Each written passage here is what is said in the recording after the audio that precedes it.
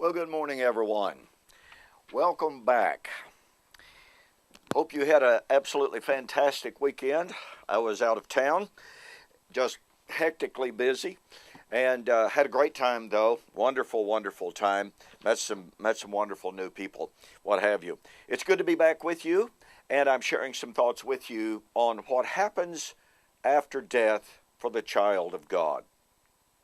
And there's several different traditions, several different ideas about that. And I want to make a correction. I was sent a note on Facebook, and the poster actually made a pretty good point. I had observed that most evangelical Christians believe that heaven is the goal, and I failed to observe that there's really quite a shift. And so let me see if I can clarify a little bit of what I said. I think there's little doubt that most Christians believe that heaven is their goal. However, it should also be noted that in evangelical scholarly discussions, it is very, very common for it to be stated that a restored physical creation, a physically restored earth, i.e. the new heaven and the new earth, is the goal of the Christians. N.T. Wright, who is certainly one of the most popular Jesus scholars of the day, takes the view that we are waiting on, and it may come as a slow and gradual process, it may come as a dramatic event, such as the coming of the Lord, although it's interesting to read his comments on the day of the Lord. But be that as it may, there is a growing belief in scholarly circles that we're waiting on the restoration of physical creation. Now, I will say this. In my personal upbringing, that was absolutely not even a plausible suggestion. In the amillennial world in which I was raised, the dominant view was and remains that we are waiting for the destruction of the physical creation, i.e., 2 Peter chapter 3. This has also been a very dominant view, historically speaking, in the amillennial world as a whole, in the different forms of amillennialism, whether that be Reformed amillennialism or what we could call, or what some people call, Arminian amillennialism. And so it is not strange to say that the Christian hope has been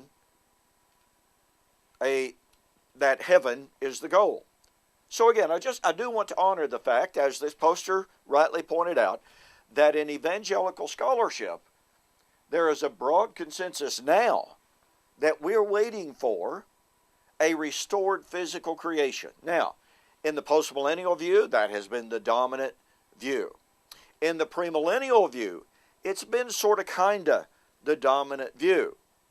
The idea that, hey, one of these days, earth will be restored, the kingdom will be restored on earth, and even at the end of the millennium, you have a revised or restored physical creation. So, I do appreciate the poster calling attention to the fact that I needed to refine and define what Christians have been and are expecting. Now, let's bring this down home to our discussion of what happens when the Christian dies. Because you see, those who take the view that the Christian hope is a restored physical creation very clearly have to say the new creation has not in any way come to pass, which raises this conundrum. The writer of Hebrews says that entrance into the most holy place, which is, as we have demonstrated, the restoration of the Edenic presence of the garden. Okay?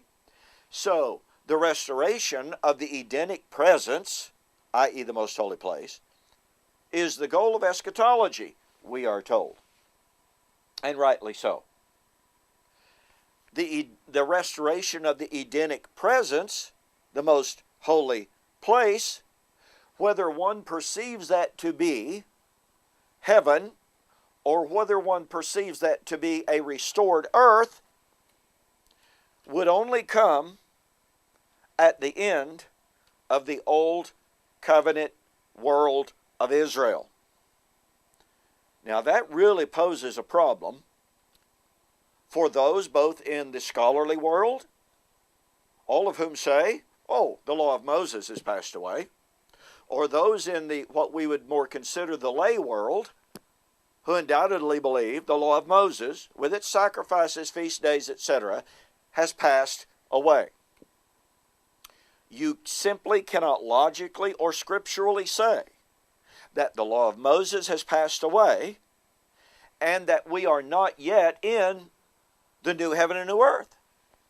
You simply cannot logically say that the law of Moses has passed away and yet we are not yet in the restored Edenic presence of God. So, once again, I very much appreciate the correction. That was a needed correction. And yet, taking note of that needed correction, it simply brings home again the fact that if the new creation has not come, Torah remains valid. If heaven is not now open directly to us when we die, Torah remains valid. Hey, thanks so much for joining me for this morning's Morning Musings. We'll see you on the flip side. You have a wonderful day.